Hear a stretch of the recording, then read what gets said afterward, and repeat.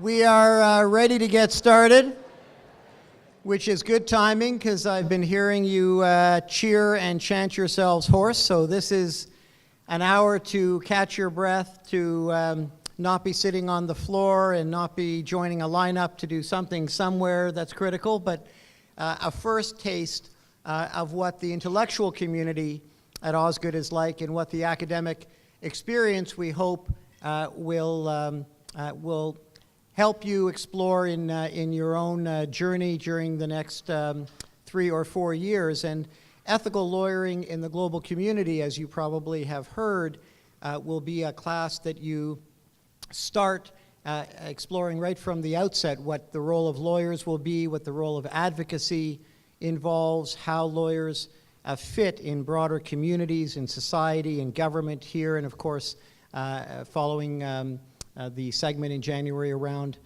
the world. So it's a real tradition and a wonderful pleasure each first day of law school to invite an esteemed guest to come and give an inaugural lecture that both kicks off the ethical lawyering course and also is a counterpoint to all of the chanting and lining up and getting to know your section mates and the rest of the festivities of Orientation Week.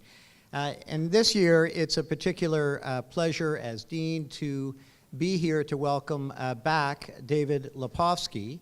David Lepofsky is a graduate of Osgoode from the rough and ready class of '79, and also this year is in new Osgoode hat, which will be as a McMurtry visiting clinical fellow, a visiting professor who will be back with us in January doing a range of guest lectures and mentoring of students in experiential programs and those interested in mooting or advocacy or activism in your work, whether in class or those of you who want to get involved in a public interest requirement program involving some of this work may well have the opportunity to work with David Lepofsky when he's back in January. So we're getting both a kickoff to the year and, in a sense, a coming soon attraction for when David is back with us next term.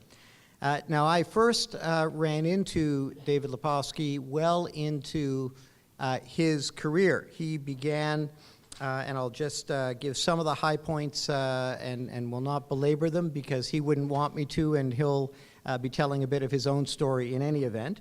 But he both has, as I mentioned, a law degree from Osgoode, a master's in law from Harvard.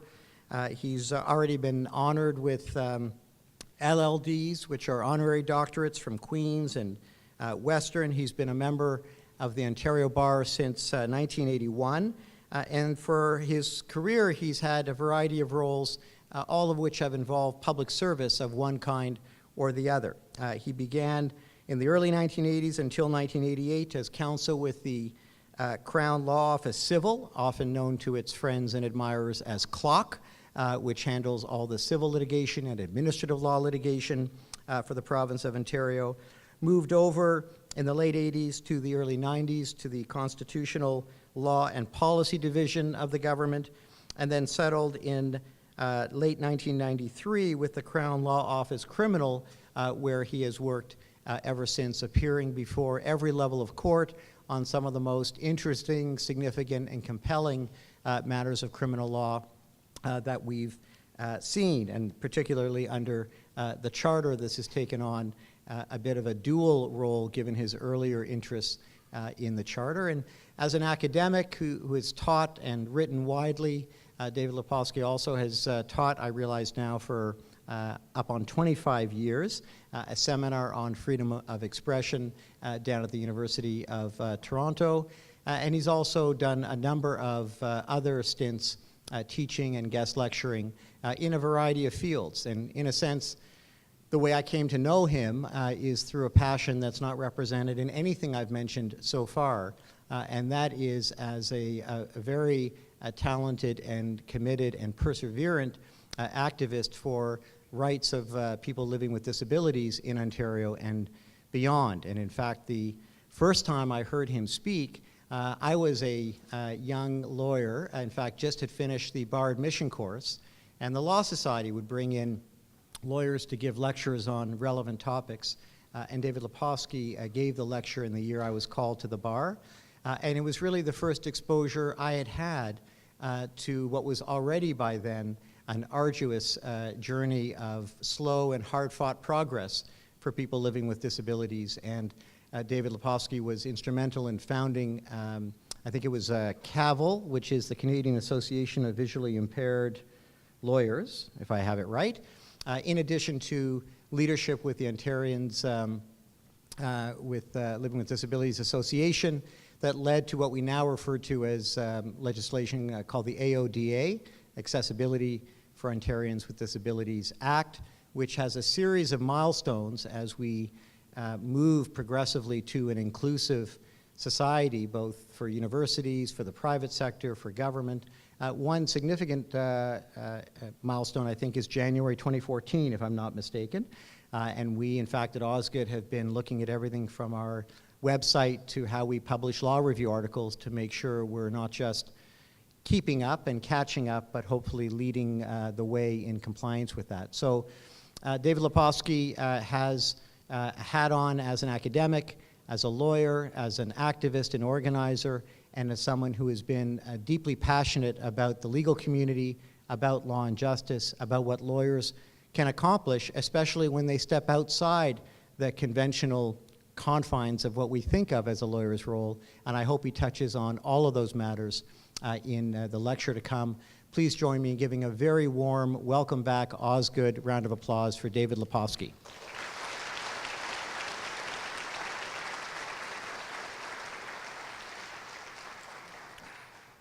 Thank you, good afternoon, and congratulations on getting into law school. 37 years ago, I sat where you're sitting. You'd think we have nothing in common, me having done this for 37 years and you for a few hours. Actually, we've got a lot in common. I remember how I felt that day.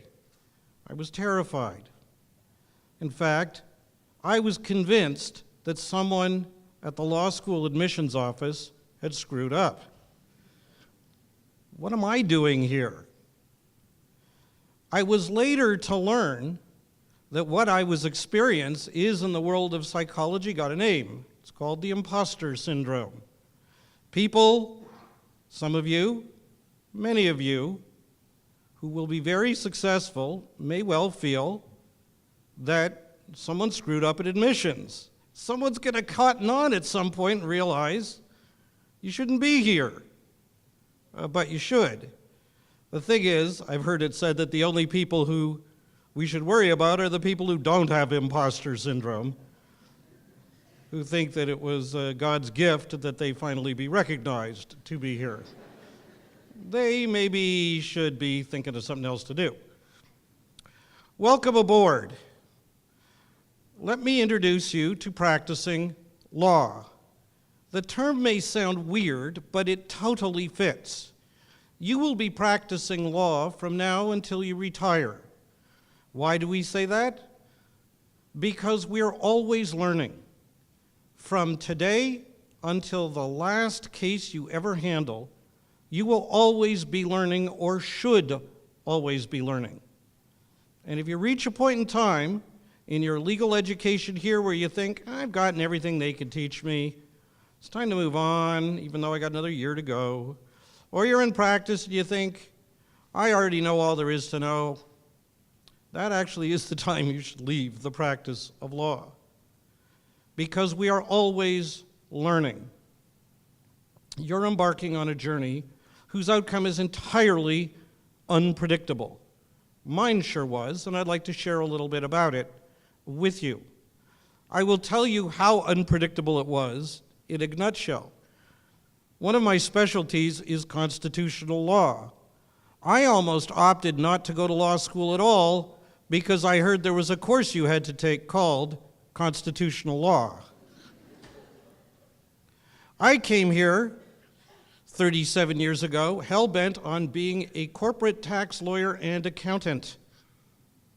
That ended about 3 weeks after I got here, when I found there were other more interesting things for me to do, Not that I disparaged that kind of work, it just wasn't for me. When I was here, I did study criminal law, and I thought, well, if I ever practice it, the only side I could imagine ever wanting to work on would be the defense.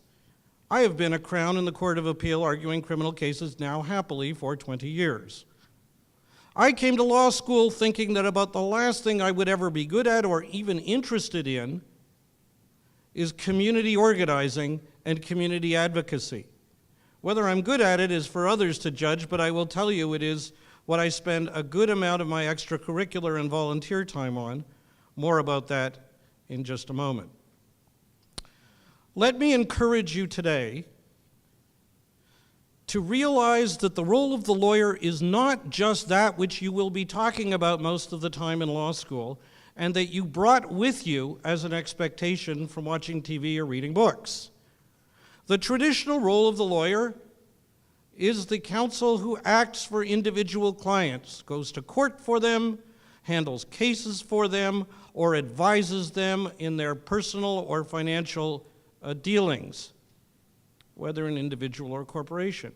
Now, of course, that's the mainstream that people think of as normal lawyering. But there is a huge other role that lawyers can play.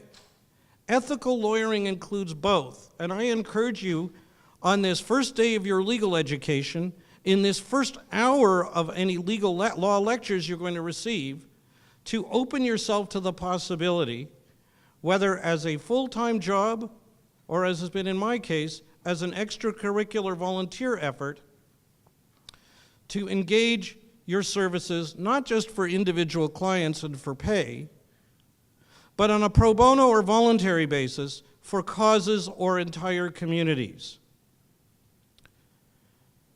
Shakespeare once wrote, coming to law school, folks, you've been given or offered the opportunity to obtain a real, rare, and unique gift. The training in the knowledge of the law, the access to the skills for effective persuasion, the knowledge of how to mount and present and succeed in a controversial dispute are things that most people aren't trained in. You will be. As Shakespeare once wrote, with great power comes great responsibility. Actually, it's not Shakespeare, it's the first Spider-Man movie with the real Spider-Man, Tobey Barrett, and it's what Uncle Ben told him early on. But Uncle Ben was right. Too bad Shakespeare didn't think of it. The fact of the matter is, you're getting this rare gift, and I'm encouraging you to dedicate at least some of it to the common good, to a cause, whatever it may be, whether it be left-wing or right-wing, no wing at all, whatever might interest you, but to those who cannot effectively advocate for themselves on their own. You will start in class very soon reading court decisions. They will be appeal decisions. Most of them will be the Supreme Court of Canada. The study of them is wonderful. Enjoy every single one of them. The fact of the matter is, when you open your first one, and you open the next one, and every one after that, I encourage you to think of the following. The price tag for arguing a case in the Supreme Court of Canada is a fortune. I don't know the exact figure. I'm sure it's in the hundreds of thousands.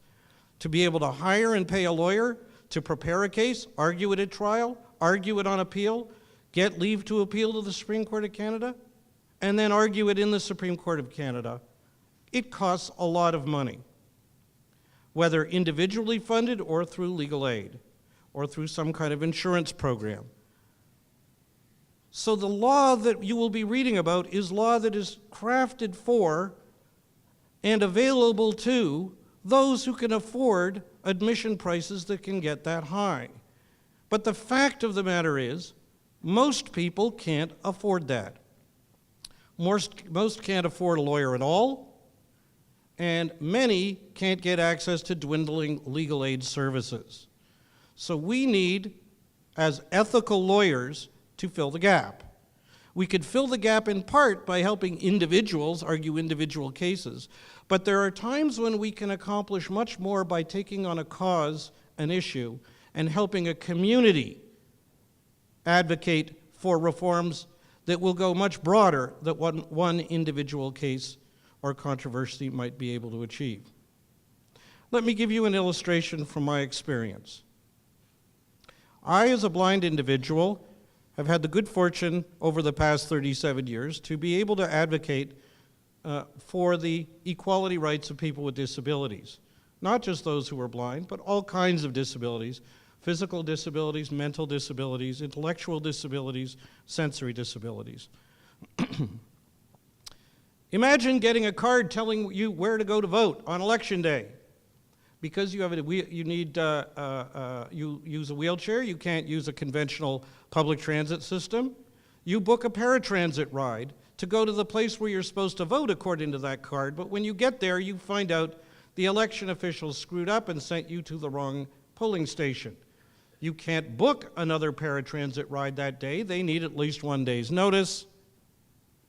There are no accessible taxis available, or you can't afford one.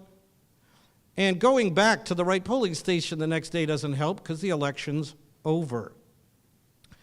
Imagine getting on a bus and wanting to know when it's time to get off, but because you're blind, you can't see outside the window. And the public transit authority that provides those buses provides glass for sighted people to see through so they could know when to get off, has refused to direct their drivers to announce all stops. And if you ask the driver to call your stop, they often forget. Imagine being invited to a great government press conference where they're going to announce the great strategy the government is going to launch for Pan American and Para-Pan American Games in Toronto in 2 years. Imagine you're invited because you're a disability rights activist, and they want you there. They know you're blind, and they send you a completely inaccessible email. If you read The Star 2 days ago, you'll know that happened to me. Imagine the government deciding to close hospitals in some communities because they decided that our problem is we have too much health care. That's clever enough. And they decide to close a hospital that's more accessible to people with mobility disabilities in favor of a hospital with less accessibility and transfer the services there. All of these things have happened. All of these things do happen. Now, before I go any further, let's see if this touches your lives. I'm going to do a survey. It's entirely unscientific, and therefore it's really good. I want you to raise your hands. I want to see if this touches your life personally. Man, that's intrusive of me. I want you to raise your hand, please, if you have no disability now, and you know you will never get one. Raise your hands. As I look around, I see no hands. Welcome to the minority of everyone. Everyone either has a disability now, or has someone near and dear to them with a disability, or will get a disability if they live long enough, because aging is the most common cause of disability. I am talking about not some small minority. I am talking about the minority of everyone. The minority of everyone will face the kind of accessibility barriers I described. What we want, what we're entitled to, is a barrier-free society. Now, it happens that in law school, you study tough legal issues. Your professors will give you tough cases and ask you where the principles should resolve themselves. They're never easy. If they're easy, they wouldn't be asking you in law school. All the problems I've just described, all these barriers, they're all illegal. They're simple legal problems. They're not worthy of your time in a law classroom because there's no real room for legal debate. But and they're illegal because accessibility is required, and has been since 1982, under the equality rights provision of the Canadian Charter of Rights and Freedoms, Section 15, and under the anti-discrimination laws federally and provincially enacted called human rights codes. But in our world, the world of people with disabilities, even though they're all illegal, they too often continue to exist, these old barriers, and even then new barriers still pop up. Why is that? Well, old barriers. You can understand why the Toronto Transit Commission would have built subway stations 50 years ago with stairs rather than elevators, because 50 years ago we hadn't yet invented people in wheelchairs. Get it? But even as old barriers that should never have been created continue to plague us, we face new barriers. When some companies, I won't mention names, but the initials Microsoft, invent new operating systems that are designed to be less useful, and for people with disabilities create new electronic barriers that our old access technology can't conquer, we're always playing catch-up. This keeps going on. Equality for us sends a simple message, and that is that these barriers must stop. Now, on the theme of practicing law and always learning, you would think that after one had advocated, like me, on accessibility for a number of years, that you'd kind of know all there was to know. And especially if these issues are so legally simple. But it happens that it was on my 40th birthday that I had an incident that I'd like to share that showed how much more learning we can always do as we continue to practice. So it was my 40th birthday, and I did what, most people would want to do. I was in the Court of Appeal on their 40th birthday. I was arguing some mundane double attempted murder, double armed robbery case. And my opponent was on his feet explaining why it was just an unfortunate coincidence that the bullets that came from the gun found in the possession of the accused were found in the body of the attempted murder victim, who by unfortunate coincidence also had identified the persons who were accused as the people who tried to kill him. Some people just have bad luck. He was in the middle of making this, how you say, uphill battle argument, when all of a sudden bedlam broke out in the courtroom. Chaos. I had no idea what was going on. Opposing counsel, we call him my friend, he happens to be a friend, said to the Court of Appeal 3-judge panel, "We have to take an adjournment, I can't continue." And the court said, "Yes, we can't continue, we have to take an adjournment." I really didn't know what was going on.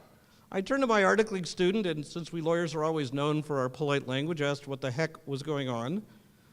And my student said, "David, there's been a power blackout." Think about it.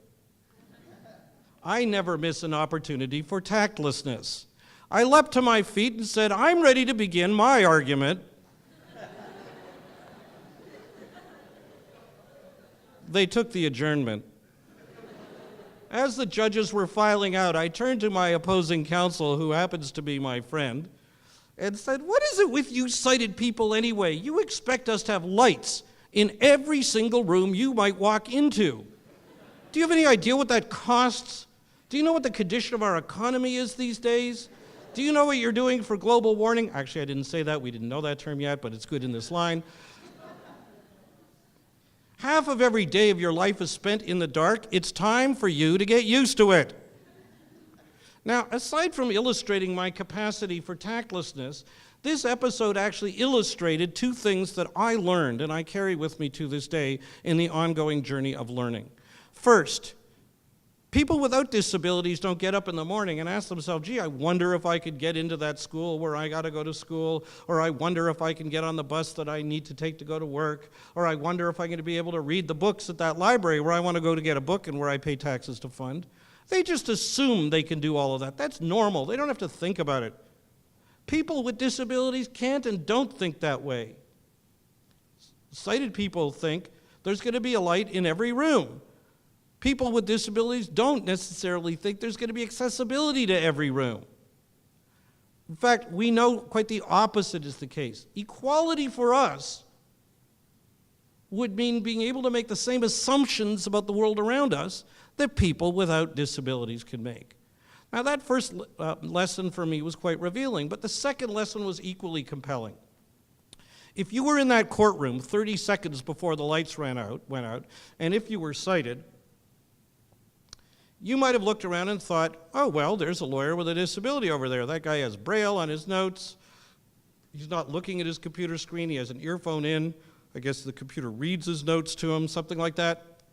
Well, then 30 seconds later, the lights went out. What happened? All of a sudden, there was only one person in that room who could work. There was only one person who could look up any transcript, cite any authority, answer any question, make any argument. And that was me. Had God intervened and regenerated my optic nerves? No. Had God intervened and degenerated my opponents in the court's optic nerves? Of course not. There was no biomedical change at all. There was a change in our human-created environment, and that's all.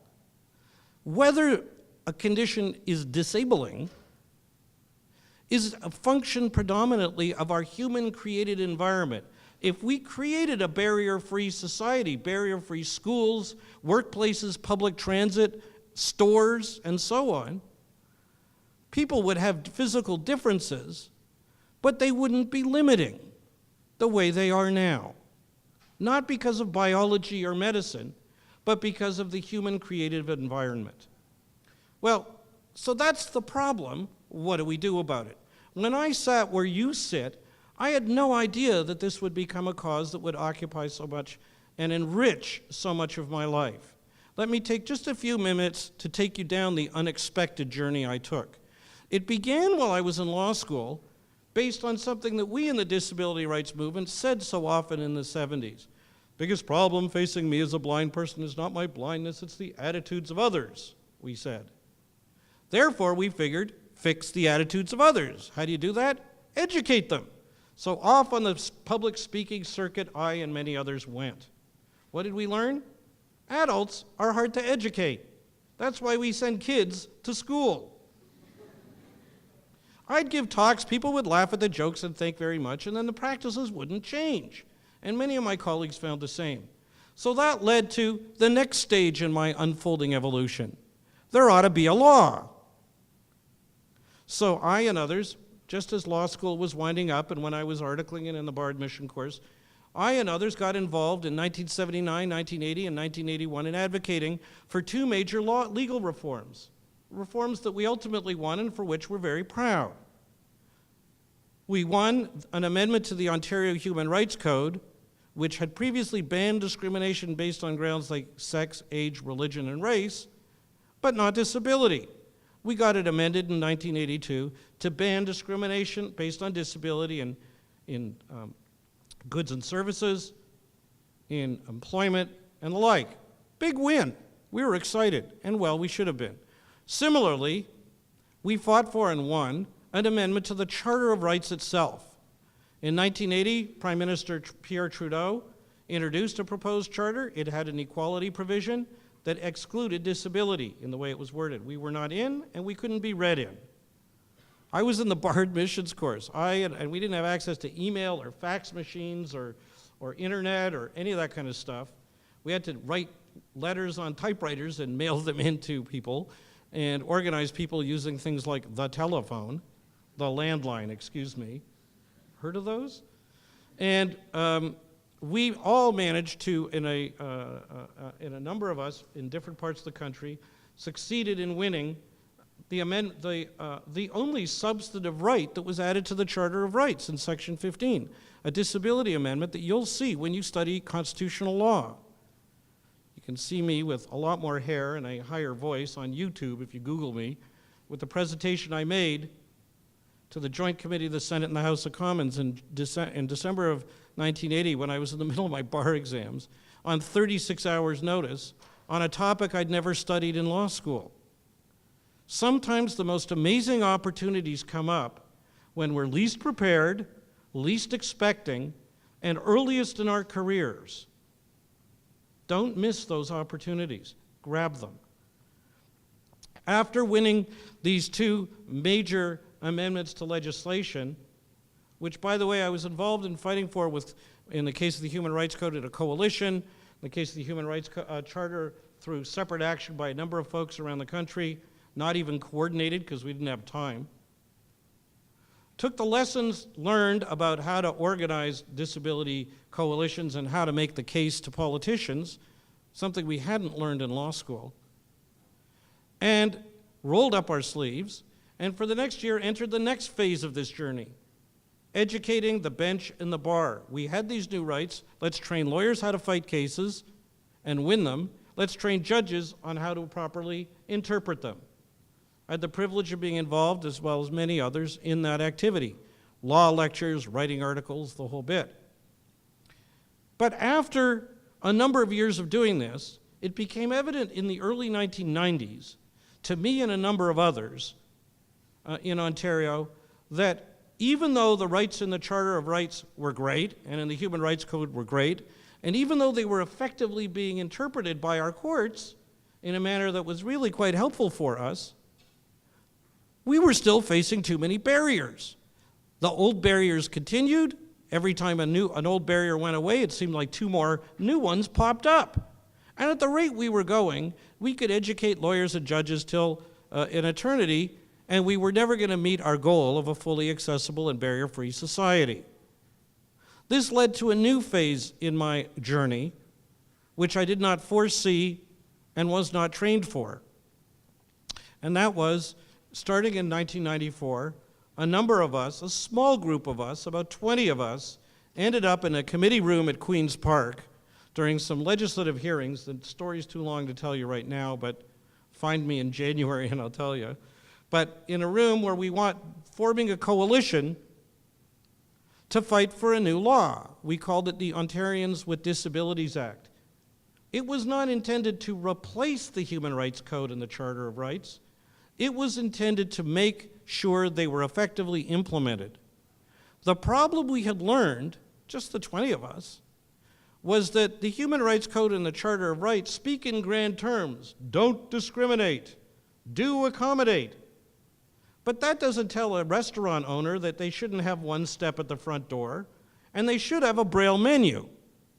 The step at the front door is a barrier for people with mobility limitations. The Braille menu helps people who can read Braille but can't read a print menu, and so on. We needed detailed rules to tell organizations what they needed to do. Moreover, people shouldn't have to litigate one barrier at a time to achieve success. That kind of burden on people with disabilities who are disproportionately unemployed, disproportionately poor, and disproportionately unable to obtain legal services of lawyers, fighting one barrier at a time in the legal system is just not going to happen. So we wanted a new law. I will tell you that I didn't know when I walked into that room that we would form a coalition that day. I didn't know I would end up in a leadership role. I didn't know it would end up consuming about the next 19 years of my life in my spare time. And if somebody had tapped me on the shoulder that day, just as if somebody's tapped you on the shoulder today and could forecast what you'd be doing, I might well have turned down the hall and gone somewhere else, out of fear, out of that imposter syndrome. But I was in that room. I did get fortunate enough to acquire that role. I got to work with amazing people, and we eventually built the biggest and broadest cross-disability coalition that the province had ever seen. In 2001, the conservative Mike Harris government passed a weak law, the Ontarians with Disabilities Act. We kept fighting, and in 2005, the Liberal McGuinty government passed a stronger Accessibility for Ontarians with Disabilities Act.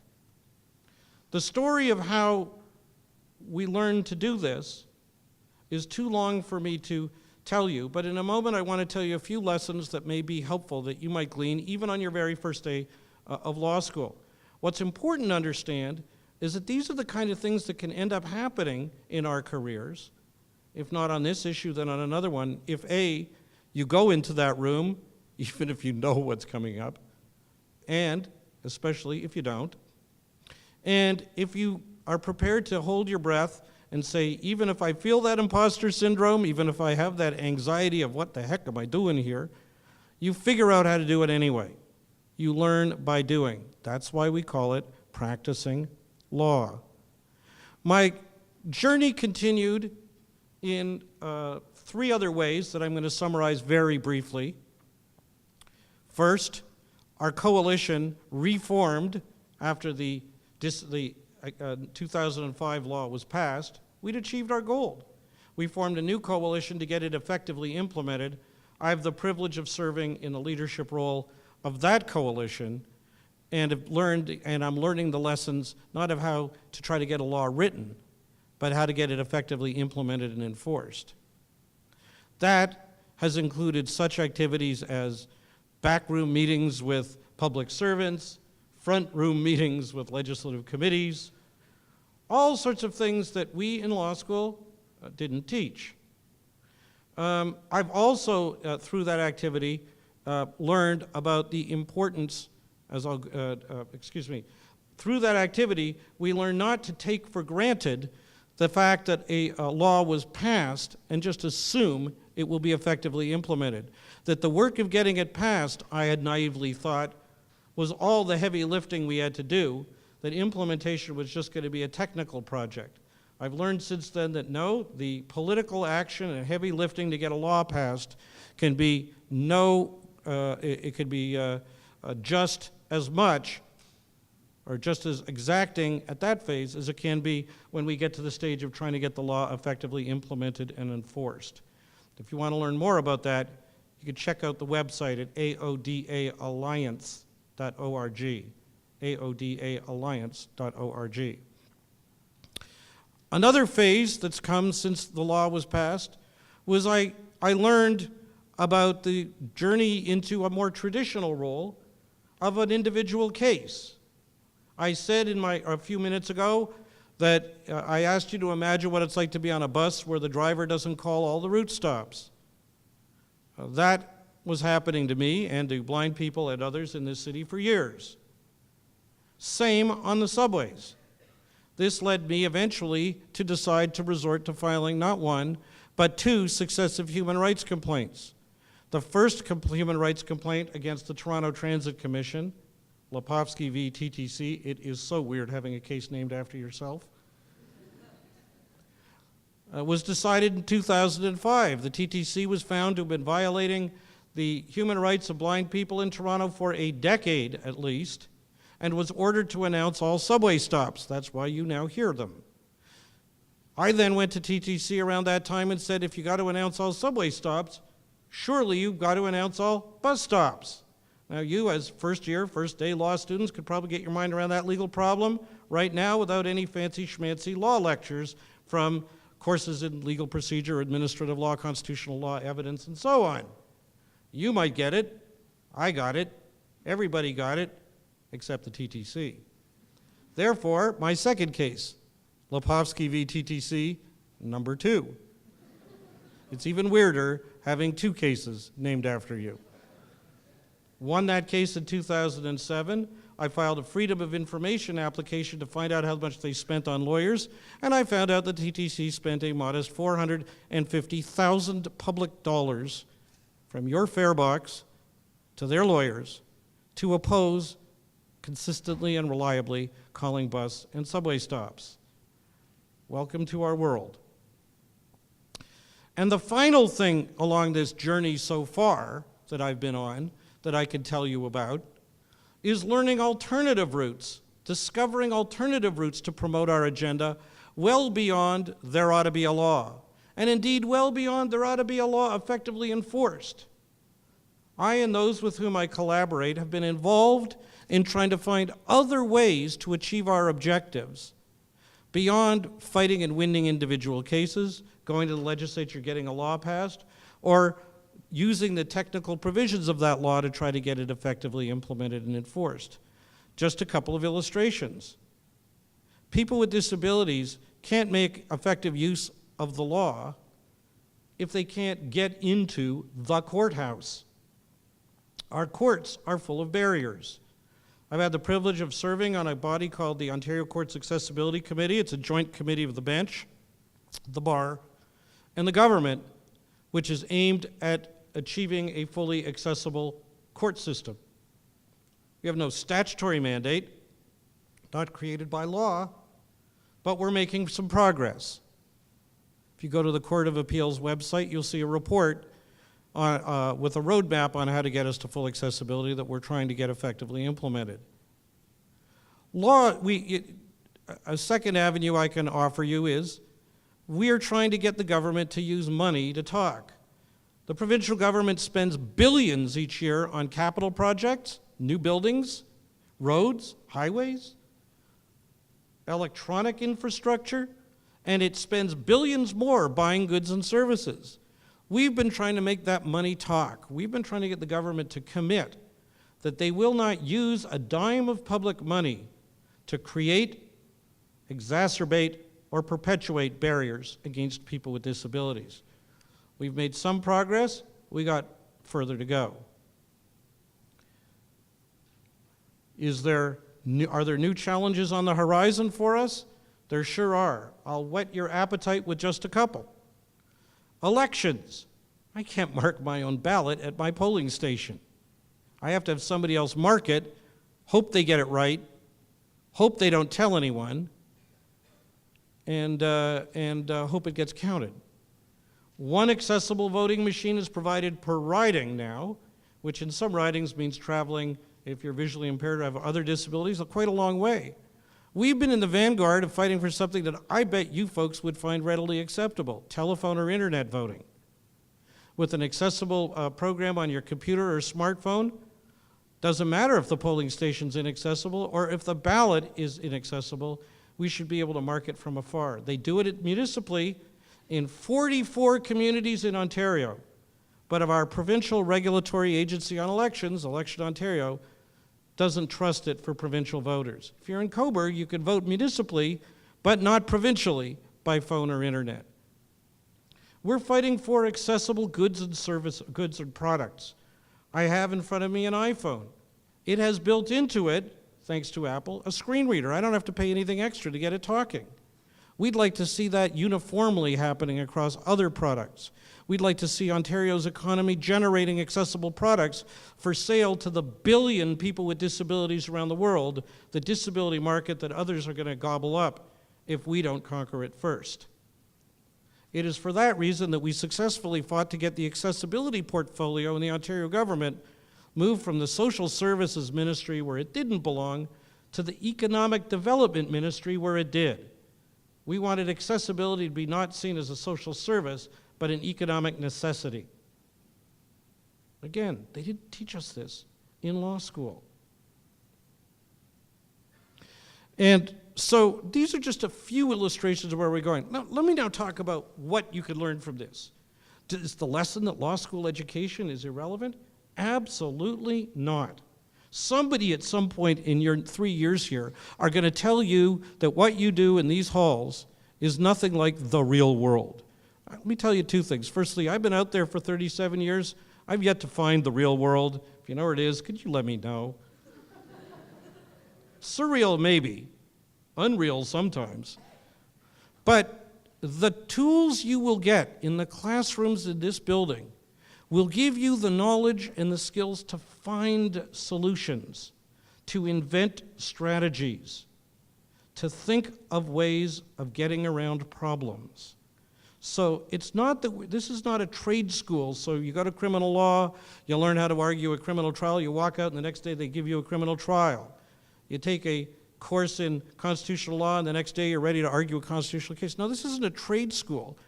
This is a school that aims to give you the intellectual hardware to be able to tackle those problems, so that if you end up with 36 hours notice and an opportunity to appear, whether it's before a meeting at City Council, or a meeting at Queen's Park, or a meeting before a corporation, or indeed a committee of the Parliament, of the House of Commons, of the Senate, on an important issue, you could draw on the ideas and the reasoning capabilities and the resources you've got to do the best you can with the time you have. That's not to say there isn't room for law school to teach more. I'm eager to do just that. I'm ecstatic that Osgood is receptive to that, and it is for that purpose that I will be trying to dedicate the month that I'm going to spend here in January of next year. I hope we can get a chance to work together. But there are a few lessons I want you to know that I learned, that I invite you to draw from this journey I've been on, and then I want to conclude with a few very practical survival tips for law school that I wish somebody had told me 37 years ago. If I could go back in time and tap me on the shoulder, I probably wouldn't. I'd figure, oh, go figure it out yourself. First, in terms of the big lessons I've learned from my community activism, I am amazed at our capacity to make a difference. not acting formally as a lawyer. Through my community work, I'm not the lawyer to my coalition. I've been serving as a chair or a volunteer leader. But the ideas that I've got and the training I got from this place have helped me in that role immeasurably. You will be able to start, pick a cause, whatever the cause may be. Disability accessibility, we'd be ecstatic. Women's rights, racial minorities, other folks, whatever it may be. As I said, I'm not here to plead a particular agenda, left wing, right wing, whatever it may be. Pick a cause. You'll be ready tomorrow to offer more. Whether it's on the board of a community group, helping a community coalition through a legal clinic, wherever it may be, whether it's with a formal title or just sitting around the table and brainstorming. I've learned that some of the best opportunities land in your lap when you least expect it and at the earliest parts of your career. You don't have to wait till you're finished at law school. You don't have to wait till you've had 20 years experience. And you don't have to do it as a full-time job. If you choose a career in this area, fantastic. If you don't, there's still ample ways to contribute. And ethical lawyering, put simply, means you should. I've also learned that we have an amazing capacity to empower others. Community organizing is something we didn't talk about 37 years ago. It's kind of funny because there's a fellow who went to law school in the States some years ago and then went out and started doing this thing called community organizing, and then he kind of moved up ahead and he's now the President of the United States. Barack Obama was a lawyer, Harvard-trained lawyer, who became a community organizer. And man, some of his strategies he learned certainly have helped him since then get elected over incredible odds, electorally and politically. I've learned that the public, the non-legally trained public, they may not have the rare gift that you're about to receive, but they have an incredible gift, an ability to absorb ideas, complex ideas, legally obscure ideas, to absorb them, to ask questions about them, to challenge them, and then to put them to use. I will tell you that back in 2004, when we were working with the new McGuinty government on how to design the Disabilities Act they promised us, we needed to come up with an idea of how it was going to be enforced. I then approached a senior administrative law professor at the University of Toronto and asked for help, and he said, I'd rather you deal with this young guy who's really smart and will have some really good ideas. His name is Lawrence Sawson. And Lawrence sat down, pulled together a team of professors, we brainstormed up ideas and put out an options paper, a discussion paper. Now, what could be more boring than options for enforcing or implementing a new regulatory law on accessibility? You would be blown away at how many people from the disability community, people I know, people I've never heard of, got it, read it, gave feedback on it, went to Queen's Park at public hearings and gave their own ideas on it, agreed with some things, disagreed with others, came up with better ideas in a number of cases. The old-style lawyering approach is to assume that we are the experts on this technical stuff and that the non-lawyer public should just not worry their pretty little heads about it. Leave it to us. Don't leave it to us. We should be out there developing these ideas, giving our whichever constituency, whichever community are helping these ideas, and helping them wrestle with them, and then let them make their own decisions. If you look on our website, you'll see we put out actions kit, discussion papers, draft briefs for comment. They're all up there, and we always get good ideas. Somebody always thinks of something we never thought of. Final thing I want to tell you before I get to the survival guide for law school is that you'd be amazed at how this community advocacy activity can help traditional lawyering and how traditional lawyering can help this community organizing activity and community advocacy. They cross-pollinate. I decided that in conducting my activities, doing my community advocacy, that I would hold myself to the strictures that would be expected of me as a lawyer in a courtroom, even though I'm not acting as a lawyer and I'm not in a courtroom. And I will tell you that in the rough and tumble of political debate, not everybody plays fair, not everybody sticks to the facts, and sometimes people level allegations against you that aren't exactly very nice.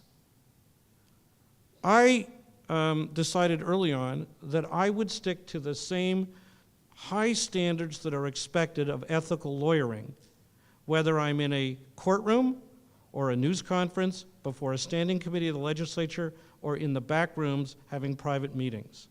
It has always served me well to have done that. Are there some shots that we could have taken that we didn't? Absolutely. Do I regret that we didn't? Absolutely not. Let me tell you that as well, the cross-pollination goes the other way. We lawyers, you're about to learn, are kind of verbose. We're the only profession that could create a 100-page document and call it a brief. You are from that great next generation. You've learned Twitter. What a discipline. By the way, follow me. It's at David Lepofsky, Lepofsky.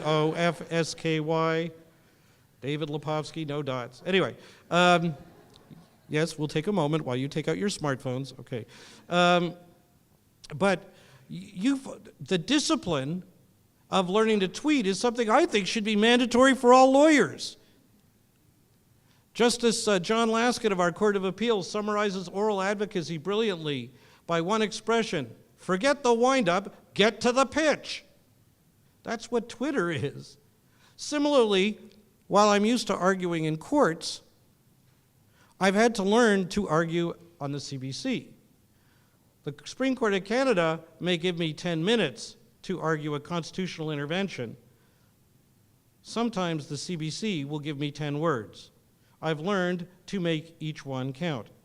That has not only helped me in my community advocacy, it's actually helped me tremendously when I'm in a courtroom doing my more traditional lawyering, unconnected to my disability rights activity. So, survival tips. Here goes. You ready?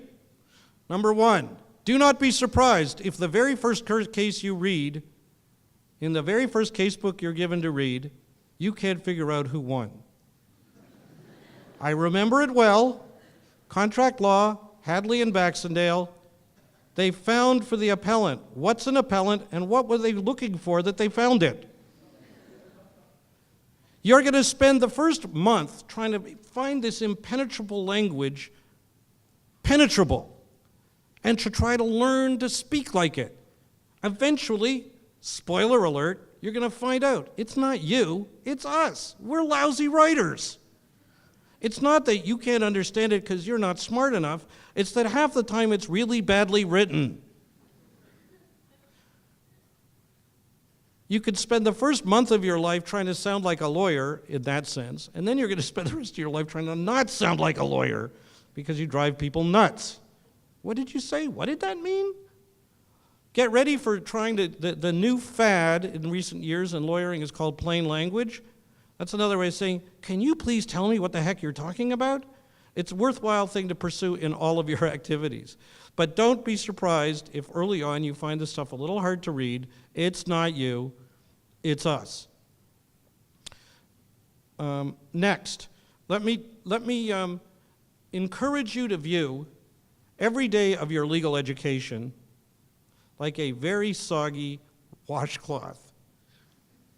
Oh man, what an image. Your goal is to wring every last drop out of it. Every class, every case, every exercise is a learning opportunity. You can do the least, you can read, just skim, or not at all and fake it, or you could put effort into it. You get as much out of it as you put in. There's always something left in that washcloth, no matter how hard you try to wring it out. But do your best to wring out of every opportunity, every classroom opportunity, every extracurricular opportunity. I don't know if they still have it here, but when I was at law school, we had a debating society. We didn't debate law, we debated frivolous stuff. It's frankly a fabulous chance to learn to polish up your forensic skills. I really enjoyed it. It has served me well. I encourage you to find ways. Everything you do in law, when you study cases, involves a dispute and two sides. It's important for you to remember that no matter how much you've wrung that washcloth, there's always more. There's always another argument, an argument that you didn't think of before, possibly an argument your professor didn't think of before. I encourage you to always look for that next argument.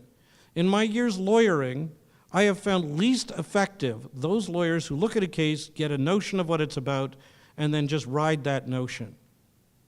You should be rethinking a case, an issue, whether it's in the classroom or in the courtroom.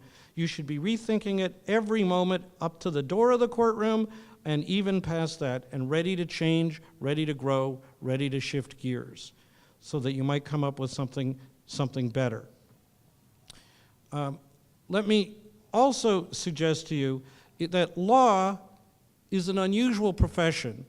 The study of law for law students is quite unusual because, in my view, it is ultimately the true leveler. See, you might think, oh man, he's been up there 37 years and he's argued in the Supreme Court and the Court of Appeal and he's taught all these courses. He knows so much more than me.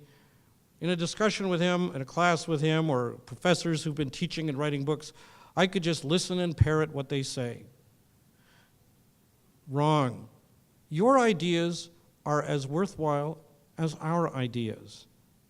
Our ideas should always, the classroom is the ultimate laboratory for testing ideas. If a professor throws an idea at you, think about it. If you have trouble with it, or you got a contrary argument, don't be intimidated. Offer a contrary view. Even if you're not sure about it, try it out. You'd be amazed at that back and forth exercise. The great leveler of the classroom, as between students and teachers, the great leveler of the courtroom are both places where ideas are the currency, not the status of the speaker. The junior lawyer who walks in well prepared with a new idea may not be senior at the bar, may be up against an opponent with many more years, many more accolades, many more victories, but if not as well prepared and has a weaker case, the courtroom is the leveler. The ideas are the currency. But you only get that currency, the best of that currency, by wringing that washcloth out as hard as you can every single day. Let me offer you just a couple of more tips. I encourage you throughout your legal education, starting tomorrow, to view the law through the lens I've offered you today, through the lens of disability. When you read about a case, ask, how would this work for someone who can't see? Is the law taking that into account? When you're talking about civil procedure, about how to bring a case to court, how would this work for somebody who can't communicate verbally? What is the law doing to take into account their situation? Same with criminal law, it cuts across all areas of the law. I also encourage you throughout your legal education to ask yourself, not just how can we use the law in the courtroom, how can we use the law outside the courtroom to achieve social progress? Find ways to do it. You can't predict them now any more than I could when I sat where you're sitting. Let me conclude with just a few thoughts. I told you about the imposter syndrome. It's the best gift we've got because the imposter syndrome, that lagging doubt, that lurking doubt, what the heck am I doing here? I'm going to screw up. That lurking doubt drives us to do better. It will drive you to do better in law school. It will drive you to do better in a law career. And if you do community activism, either as a career or as an extracurricular activity, it will drive you to do better then. As I said earlier, the moment you think you already know everything is the moment to go find another way to spend your time, because you're going to do a disservice to everyone. Let me tell you that you may think the law is a rigid thing out there that you've just got to learn right now and legal practice, and that you have a decided disadvantage because of your youth. It's not true. Of course, there's lots for you to learn, but I will tell you that from the time that I sat where you sat to the time where I stand where I now stand, there have been dramatic changes. The way we do written argument and oral argument has changed entirely. The briefs or factums, as we call them, that I write now wouldn't have been permitted 37 years ago. The style of oral argument would have been very different. The technology we used is different. And speaking as a blind person, the availability of access technology is revolutionarily different. That's the 37 years up to now. The next 37 years, it's only going to accelerate more. That's pretty exciting. To the extent that knowing technology, knowing social media is going to be important, you folks have an advantage over a number of us. Let me then just tell you this. No matter how daunting it may seem at times, I want you to learn a couple things. First, I want you to learn from a fortune cookie I once ate. There I sat, fortune cookie? Man, how do you go from this lofty stuff to fortune cookie? So it's the 10th of May, 2005. I know that afternoon, the Accessibility for Ontarians with Disabilities Act is going for third reading, and I know it's going to pass unanimously. This is the culmination of 10 years' exciting work. When we were in a room with 20 of us back in 1994, we had no idea we'd get there. We had no realistic expectation we would get there. On any practical reading of the world around us, it would be impossible. So there I am having lunch on the 10th of May, just before third reading, and I get a fortune cookie. I pass the fortune over to a friend because they're not accessible, because a Braille fortune would require a fortune cake. Not a bad idea. That comes after the Braille on the danger high voltage sign, a cause I have yet to bring. Come on, folks. Braille, danger, high voltage, come on. Anyway, the fortune said, I kid you not, every great accomplishment is at first impossible. For Ontario's disability community, disempowered, unemployed, poverty-stricken, welfare-dependent, as a community to win this legislation was impossible. Every great accomplishment of our community was at first impossible. That fortune cookie was right. Finally, let me all wrap it up by telling you that really, while your law professors have a lot to share, and I encourage you to get all you can from them, really the most important rule I'm going to give you right now, there are 3 rules of advocacy that will carry you through every cause, every case, every issue you do, at least in the community advocacy role. And to know that, you have to find out who's the practitioner of those 3 rules of advocacy. The best practitioner of the 3 rules of advocacy is not some balding, suit and tie wearing, verbose, 37 years later lawyer. It's a newborn baby. Huh? A newborn baby? A newborn baby. The newborn baby practices the 3 rules of advocacy. You should always follow them in community advocacy. Number 1, know what it is that you want to get. Number 2, make your message clear, simple, and loud. And number 3, do not stop till you get what you're after. Thank you very much, and good luck with your education.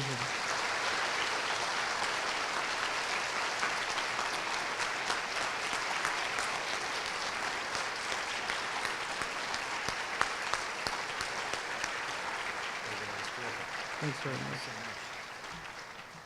So what I think we'll do, because we wanted to let David Lepofsky have the hour that we had together, but we did so knowing that and hoping that many of you will have questions, will have found the thought-provoking tips, rules, thoughts, and reflections on his journey to inspire comments of your own. We're going to reconvene in your ethical lawyering sections on Tuesday. I'm looking at Faye Faraday and Trevor Farrow. They're nodding, where you can pick up this train of thought in the context of the course to come.